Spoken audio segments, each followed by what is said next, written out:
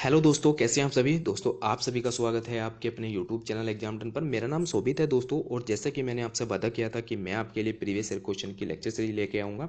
तो दोस्तों, ये इस सीरीज का पहला पार्ट है, और इसमें दोस्तों मैं जो डिस्कस करूँगा पॉलिटी के कुछ क्वेश्चन हैं जो प्रीवियस ईयर आपसे पूछे गए हैं। दोस्तों, ये जो क्वेश्चन पूछे जाए गए थे, जो पिछले क्वेश्चन पूछे गए थे यूपीएससी सीडीएस एनडीए सीएपीएफ के अंतर्गत पूछे गए थे, इन सबको मैंने कंबाइन कर लिया है। और कंबाइन के आधार पर आपको मैं आज इसमें एक्सप्लेनेशन के साथ साथ क्वेश्चन को कराऊंगा। और क्वेश्चन जितने भी आपसे पूछे जाएंगे, आज में इसमें जो फोकस रहेगा वो सुप्रीम कोर्ट को लेकर रहेगा। जो सुप्रीम कोर्ट के हमारे देश के अंदर जुडिशरी सिस्टम है वो किस प्रकार से वर्क कर रहा है, तो ये सारा का सारा जो सिस्टम जो इसका फोकस होने वाला है दोस्तों, वो सुप्रीम कोर्ट के ऊपर होने वाला है। तो दोस्तों, मैं आपसे अगेन एक बार फिर से रिक्वेस्ट करता हूँ, प्लीज़ चैनल को सपोर्ट करिए जिससे कि मुझे थोड़ा मोटिवेशन मिलता रहे। तो दोस्तों, चलिए शुरू करते हैं आज का अपना लेक्चर और पार्ट 1 इसका। और इसमें जानने की जो कोशिश करते हैं अपने क्वेश्चन के माध्यम से सुप्रीम कोर्ट के बारे में। पहले तो मैं बात करता हूं दोस्तों इसके सुप्रीम कोर्ट के अधिकारिता क्षेत्र के बारे में, कि इसकी जो शक्ति है, इसका जो पावर है, इसका जो एरिया है, कि कहां कहां पर इसका जो पावर है जो सुप्रीम कोर्ट की, वो कैसे कैसे गवर्न होती है। पहला क्वेश्चन है दोस्तों, उसके माध्यम से चर्चा करेंगे। पहला क्वेश्चन पूछा गया है इसमें, केंद्र और स्टेट के बीच में होने वाले विवाद का निर्णय करने की जो भारत के सुप्रीम कोर्ट की शक्ति है वो किसके अंतर्गत आती है। पहला है इसमें परामर्श अधिकारिता के अंतर्गत आती है, क्या वो अपीली अधिकारिता के अंतर्गत आती है, क्या वो मौलिक अधिकारिता के अंतर्गत आती है, या रिट अधिकारिता के अंतर्गत आती है। आप इसका जो क्वेश्चन का जो आंसर है दोस्तों मुझे कमेंट बॉक्स में दीजिए। तो दोस्तों, मैं पहले तो बात करता हूँ इसके सुप्रीम कोर्ट के बारे में। दोस्तों, सुप्रीम कोर्ट क्या है। सुप्रीम कोर्ट दोस्तों संविधान का रक्षक है। इसके अंतर्गत न्यायिक पूर्वावलोकन की भी शक्ति होती है। मौलिक अधिकार का रक्षक भी इसको कहा जाता है। और जो इसका भारत के संविधान के अंतर्गत जो इसका अनुच्छेद का इसका वर्णन किया गया वो 124 से लेके 147 के अंतर्गत किया गया है। इसका जो वर्णन है, ठीक है, चाहे फिर वो उसके कार्य हो, शक्तियां हो, जज के अपॉइंटमेंट हो, सैलरी हो, वो जो भी है दोस्तों 124 से लेकर 147 के अंतर्गत सुप्रीम कोर्ट के जो शक्तियां होती हैं, अपॉइंटमेंट जज कैसे होंगे और कॉलेजियम कैसे वर्क करेगा, वो सभी के सभी जो सुप्रीम कोर्ट के अंतर्गत होते हैं वो 124 और 147 के बीच में उनका वर्णन संविधान के अंतर्गत किया गया है। अब इसके क्षेत्र का अधिकार के बारे में बात करते हैं और इसकी शक्तियों के बारे में बात करते हैं। दोस्तों, इसकी जो क्षेत्र अधिकार, जिसको आप मौलिक अधिकार भी कह सकते हैं, जो सुप्रीम कोर्ट के मौलिक अधिकार हैं, दो प्रकार के होते हैं। एक तो वो होता है दोस्तों जो सुप्रीम कोर्ट ही उस पर निर्णय लेता है, और एक तो और दूसरा वो होता है जो सुप्रीम कोर्ट भी निर्णय लेता है और हाई कोर्ट भी निर्णय ले सकता है। तो पहले तो मैं बात करता हूं इसके प्रारंभिक यानी कि मौलिक अधिकार के बारे में, और इसका जो आंसर है दोस्तों वो है सी। ध्यान रखना, इस क्वेश्चन का जो आंसर है वो है सी, यानी कि मौलिक अधिकारिता के अंतर्गत आता है। इसके अंतर्गत दोस्तों मौलिक अधिकार के अंदर जो सुप्रीम कोर्ट के जो मौलिक अधिकार है वो 3 हैं दोस्तों। कौन कौन से हैं। पहला है, भारत सरकार एक या एक से अधिक राज्यों के बीच का जो विवाद होता है उसका निपटारा भी सुप्रीम कोर्ट करती है। और भारत सरकार संघ या फिर राज्य या फिर अन्य अधिक राज्यों के बीच में अगर कोई विवाद उत्पन्न होता है तो उसका जो निपटारा करती है वो ही सुप्रीम कोर्ट करती है। वहीं अगर इसका जो तीसरा अधिकार है वो है दो या दो से अधिक, जो अगर संवैधानिक के विषयों को लेकर कोई विवाद उत्पन्न हो जाता है तो उसका भी जो निपटारा करती है वो करती है सुप्रीम कोर्ट। ध्यान रखना दोस्तों, हमारे देश के अंदर हायरार्की बनी हुई है। हमारे देश के अंदर किस प्रकार की, पहले सुप्रीम कोर्ट होगा, फिर उसके बाद हाई कोर्ट होंगे, फिर उसके बाद डिस्ट्रिक्ट कोर्ट होंगे, फिर उसके बाद जो होते हैं सब कोर्ट होंगे, जिसको सबऑर्डिनेट कोर्ट कहते हैं। तो ये दोस्तों हमारे देश के अंदर जुडिशरी सिस्टम के अंतर्गत हायरार्की बनी हुई है। सुप्रीम कोर्ट की दोस्तों शक्तियों के बारे में मैंने आपको बताया। अब दोस्तों मैं बात करता हूं इसके मौलिक अधिकार की शक्ति मैंने आपको बता दी, और अपीली अधिकारिता के शक्तियों के बारे में बात करता हूं। दोस्तों, अपीली जो अधिकार शक्ति होती है इसके एक तो होती है संवैधानिक अधिकार, ठीक है, और एक होता है दोस्तों दीवानी, और एक होता है फौजदारी और विशिष्ट। ये जो अपीली अधिकार होते हैं दोस्तों, ये हमारे सुप्रीम कोर्ट भी सुनता है, और इनके जो जज और जो हमारे हाई कोर्ट होते हैं वो भी सुनते हैं, और जो डिस्ट्रिक्ट कोर्ट होते हैं वो भी सुनते हैं। लेकिन जो संवैधानिक अधिकार होते हैं, जो संवैधानिक को जो रक्षक कहा जाता है उसको सुप्रीम कोर्ट ही कहा जाता है, ठीक है। और इसके अंतर्गत दोस्तों संवैधानिक अनुच्छेद 132 के अनुसार यदि उच्च न्यायालय यह प्रमाण कर दे कि विवाद में संविधान की व्याख्या से संबंधित कानून का कोई महत्वपूर्ण प्रश्न निहित है, तो उच्च न्यायालय के निर्णय की जो अपील होती है वो सर्वोच्च न्यायालय में की जा सकती है। और यदि उच्च न्यायालय ऐसा प्रमाण पत्र दे दे कि सर्वोच्च न्यायालय को यह अधिकार प्राप्त है कि वह ऐसी अपील की अनुमति प्रदान कर सकता है, और उसको यह विश्वास है कि यह विषय के संविधान से संबंधित कोई प्रश्न निहित है तो ये है दोस्तों संवैधानिक अधिकार अपीलीय क्षेत्र अधिकार के अंतर्गत आते हैं। ठीक है, ये ध्यान रखना है दोस्तों। इस क्वेश्चन का जो आंसर है दोस्तों वो है सी। आगे बढ़ते हैं, अपने नेक्स्ट क्वेश्चन की तरफ चलते हैं और इसकी बात करते हैं। अब दोस्तों इसमें पूछा गया है मौलिक अधिकार के बारे में। हमारे देश के अंदर, हमारे संविधान के अंदर जो संविधान है उसके अंतर्गत दोस्तों 6 मौलिक अधिकार आपको दिए गए हैं और 6 मौलिक अधिकार में आपसे एक क्वेश्चन में पूछा गया है भारत का कौन सा संविधान, भारत का संविधान कौन सा अनुच्छेद अपने पसंद के व्यक्ति से विवाह करे की किसी व्यक्ति के अधिकार को संरक्षण देता है। आपको दोस्तों अपने पसंदीदा व्यक्ति से विवाह करने की जो अनुमति देता है वो कौन सा अनुच्छेद देता है, इसमें क्वेश्चन में ये पूछा गया है। अगर आप हिंदी के स्टूडेंट आप इसको हिंदी में भी पढ़ सकते हैं और इसके अगर आप इंग्लिश के स्टूडेंट हैं तो आप इसको इंग्लिश में पढ़ सकते हैं। इस क्वेश्चन का आंसर दीजिए दोस्तों। इस क्वेश्चन का जो आंसर है वो है ऑप्शन सी, यानी कि अनुच्छेद 21 के तहत आपको अपने पसंद के व्यक्ति से विवाह करने की अनुमति संविधान के अनुच्छेद के अंतर्गत दी गई है। ठीक है, ये दोस्तों ये हुआ क्वेश्चन आपका। अब दोस्तों मैं बात करता हूं अपने अगले क्वेश्चन के बारे में। अगला क्वेश्चन में क्या कहा गया है, जिला न्यायाधीश के अभिव्यक्ति के अंतर्गत सम्मिलित नहीं होगा। संविधान के अनुसार आपको जिला न्यायाधीश होते हैं दोस्तों। जैसे मैंने आपको बताया कि जो भारत का सुप्रीम कोर्ट है, फिर उसके बाद उच्च न्यायालय यानी कि हमारे हाई कोर्ट है, फिर उसके बाद डिस्ट्रिक्ट कोर्ट है। और डिस्ट्रिक्ट कोर्ट के अंदर दोस्तों जो जज होते हैं, उनके जो न्यायाधीश होते हैं उनकी भी हायरार्की बनी हुई है कि किस प्रकार के जो जज होते हैं, पहले बड़ा जज होगा, फिर उसके बाद छोटा, उसके बाद एडिशनल जज, फिर जो हमारे ज्वाइंट जज होते हैं वो सभी इस प्रकार के जज होते हैं। तो आपको इस क्वेश्चन का आंसर मुझे कमेंट बॉक्स में देना है। भारत के संविधान के अंदर पहला तो हो गया दोस्तों हिंदी में, आज इसको पढ़ लिया और फिर इसका आप इंग्लिश में पढ़ सकते हैं। हिंदी में क्या कहा गया, भारत के संविधान के अनुसार जिला न्यायाधीश अभिव्यक्ति के अंतर्गत सम्मिलित नहीं होगा। पहला है मुख्य प्रेसिडेंसी मजिस्ट्रेट नहीं होगा, या फिर सेशन न्यायाधीश नहीं होगा, अधिकरण न्यायाधीश नहीं होगा, लघु वाद न्यायालय का मुख्य न्यायाधीश नहीं होगा। आप इस क्वेश्चन का मुझे कमेंट बॉक्स में भी आंसर कर सकते हैं। इसका जो आंसर है दोस्तों वो है ट्रिब्यूनल मजिस्ट्रेट।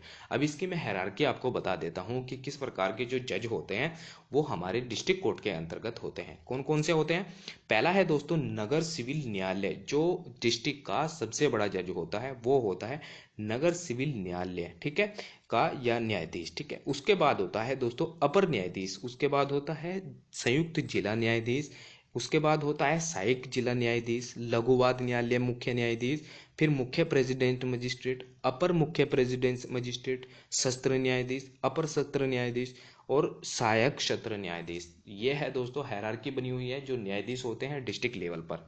ये तो हुआ दोस्तों आपके बारे में। अब मैं बात करता हूं दोस्तों इसमें जो हमारे देश के अंदर किस प्रकार की हायरार्की बनी हुई है। सुप्रीम कोर्ट होता है, हाई कोर्ट होता है, डिस्ट्रिक्ट कोर्ट होता है, फिर सबऑर्डिनेट कोर्ट होता है। सुप्रीम कोर्ट के अंदर जो जो शक्तियां दी गई हैं आपको मैंने पहले भी बता दिया, आप इसको भी ध्यान रखिए और इसमें भी दिया गया है। जो कोर्ट होते हैं जो हमारे देश के अंदर 25 हाई कोर्ट हैं। 25 हाई कोर्ट को अगर सुप्रीम कोर्ट कोई निर्णय लेता है तो जो डिसीजन लेता है तो उन कोर्ट को सभी जितने 25 कोर्ट है उनका जो निर्णय होगा, सुप्रीम कोर्ट का जो निर्णय होगा वो सभी के लिए मान्य होगा। और जजों का जो ट्रांसफर करता है, हाई कोर्ट के जो जजों का ट्रांसफर करता है वो सुप्रीम कोर्ट करता है।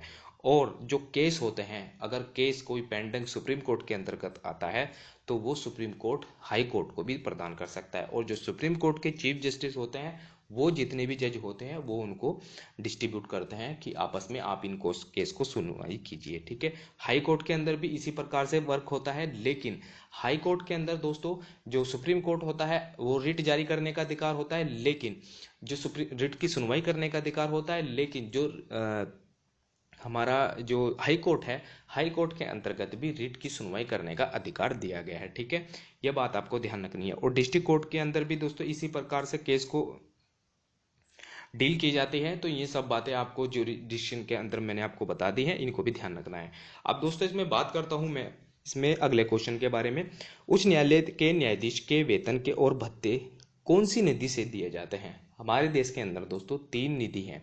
एक है दोस्तों कंसोलिडेटेड फंड ऑफ इंडिया, दूसरा है कंटिजेंसी फंड ऑफ इंडिया, तीसरा है दोस्तों पब्लिक फंड। ठीक है, 3 प्रकार के हमारे देश के अंदर निधि है। तो इसमें से आपको क्वेश्चन पूछा गया है जो न्यायाधीश के उच्च न्यायालय के जो न्यायाधीश होते हैं उनका जो वेतन होता है दोस्तों वो कौन से अनुच्छेद के अंतर यानी कि कौन से अनुच्छेद के नहीं, कौन सी निधि से दिया जाता है। पहला है इसमें भारत की समेकित निधि से, दूसरा है राज्य की समेकित निधि से, तीसरा है भारत की आकस्मिकता निधि से, चौथा है इसमें राज्य की आकस्मिकता निधि से। इसमें आप इसको इंग्लिश में भी पढ़ सकते हैं। From of the consolidated fund of India, from the consolidated fund of the state. तो इस क्वेश्चन का जो आंसर है दोस्तों वो है राज्य की समेकित निधि से। वहीं अगर ध्यान रखना दोस्तों, जो सुप्रीम कोर्ट के जज होते हैं उनका जो वेतन होता है वो दिया जाता है भारत की समेकित निधि से, यानी कि कंसोलिडेटेड फंड ऑफ इंडिया से। दोस्तों जिस प्रकार से हमारे देश के अंदर, हमारे पूरे भारत के अंदर 3 प्रकार के फंड होते हैं और जो भारत सरकार के द्वारा गवर्न किए जाते हैं, उसी प्रकार से जो स्टेट की सरकार होती है उनके भी इसी प्रकार से फंड होते हैं। ये बात आपको ध्यान रखनी है। अब दोस्तों ये तो ये तो होगा क्वेश्चन आपका सैलरी और अलाउंसेस के मजिस्ट्रेट के बारे में, हाई कोर्ट के। अब जो अगला क्वेश्चन है दोस्तों वो लोक अदालत के संदर्भ में है। लोक अदालत क्या होती है दोस्तों? लोक अदालत जो लोगों की सुनवाई की जाती है, जैसे ये सब दोस्तों ये वही मामले सुनती है जो हमारी हाई कोर्ट और हमारे जो डिस्ट्रिक्ट कोर्ट होते हैं वो इस प्रकार से, जैसे दीवानी फौजदारी, वो सभी के सभी इसी के द्वारा सुने जाते हैं। लेकिन इसके जो निर्णय होता है दोस्तों वो बाइंडिंग होता है। वो कभी भी इसके भी जो अगर इसका निर्णय ले लिया तो आप ऊपरले कोर्ट पर जाकर कभी भी इसके लिए अपील दायर नहीं कर सकते, इसके खिलाफ नहीं जा सकते। इस क्वेश्चन का आंसर मुझे आप कमेंट बॉक्स में दीजिए। इसमें क्या कहा गया है? लोक अदालत के संदर्भ में निम्नलिखित में कौन सा कथन सही है? लोक अदालत की अधिकारिता मुकदमा दायर करने से पहले मामले को निपटारा करने की है और उन मामलों को नहीं जो किसी न्यायालयों में लंबित हैं। ठीक है, ये होगा ऑप्शन ए। अब ऑप्शन बी, लोक अदालत ऐसे मामलों का निपटारा कर सकती है जो सिविल न कि आपराधिक प्रकृति के हैं। प्रत्येक लोक अदालत में केवल सेवारत और सेवानिवृत्त न्यायिक अधिकारी ही नियुक्त हो सकते हैं, अन्य कोई व्यक्ति नहीं। तो इस क्वेश्चन का जो आंसर है दोस्तों वो है ऑप्शन डी, यानी कि इनमें से कोई भी कथन सही नहीं है। क्यों नहीं है? अब मैं आपको बता देता हूं। जो दोस्तों इसमें न्यायालय के लंबित मामले होते हैं वो दोनों पक्ष होते हैं उसकी सहमति से लोक अदालत में स्थानांतरित किए जा सकते हैं। लोक अदालत में सेवानिवृत्त न्यायाधीश, समाज सेवी या ऐसा व्यक्ति जो न्यायिक अधिकारी के समान योग्यता रखता हो नियुक्त हो सकता है। ठीक है, लोक अदालत दीवानी व फौजदारी सभी प्रकार के मामलों का निपटारा कर सकती है और लोक अदालत द्वारा जो किया गया निर्णय है दोस्तों वो सिविल न्यायालय का आदेश मान लिया जाता है। इसके विरुद्ध किसी भी न्यायालय में अपील नहीं की जा सकती। ठीक है, ये क्वेश्चन आपसे पूछा गया है और पहले भी पूछा गया है, तो आप इस क्वेश्चन को ध्यान से रख लेना है कि लोक अदालत कैसे होती है और लोक अदालत की जो अपॉइंटमेंट होती है वो किस प्रकार से की जाती है। ठीक है दोस्तों, ये आप इसको इंग्लिश में भी पढ़ सकते हैं। अगर जो बच्चे इसको इंग्लिश में पढ़ना चाहते हैं तो आप इसको इंग्लिश में पढ़ सकते हैं। अब मैं बात करता हूँ अपने नेक्स्ट क्वेश्चन के बारे में।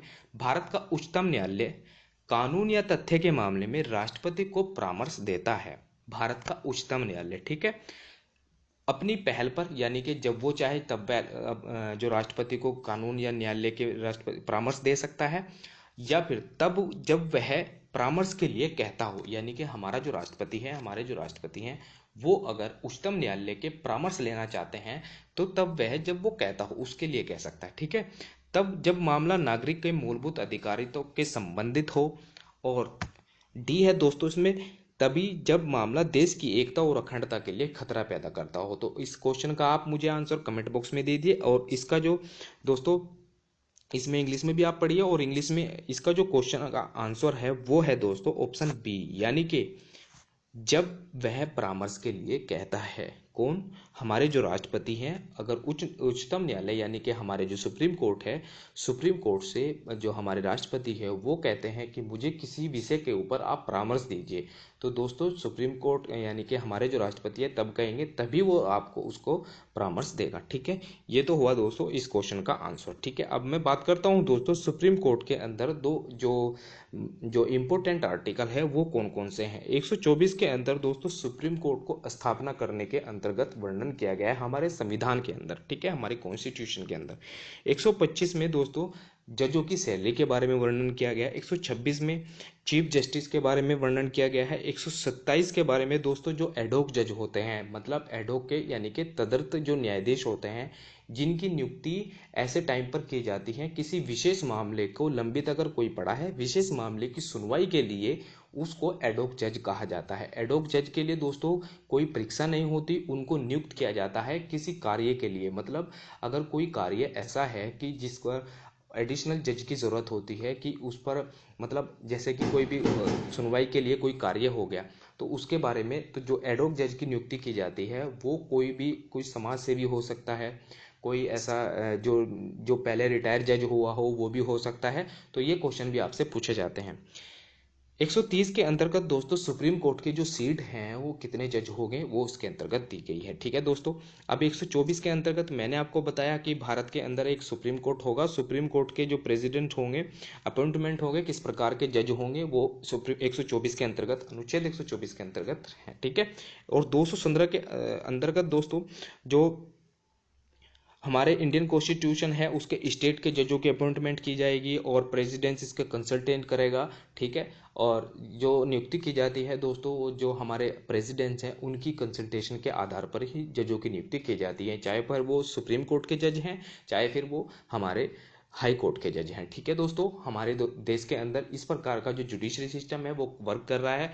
मैंने आपको बताया आज इसके सुप्रीम कोर्ट के बारे में, और अगले लेक्चर में दोस्तों मैं बताऊंगा हमारे हाई कोर्ट के बारे में और मौलिक अधिकार के कुछ तथ्यों के बारे में। ठीक है। अगले आने वाले लेक्चर में मैं सभी बातें डिस्कस करूंगा दोस्तों। और इस लेक्चर सीरीज को दोस्तों थोड़ा सपोर्ट करिए, जिससे कि थोड़ा मुझे भी मोटिवेशन मिलता रहे और मैं अच्छे अच्छे से आपके लिए कंटेंट लाता रहूं। ठीक है दोस्तों।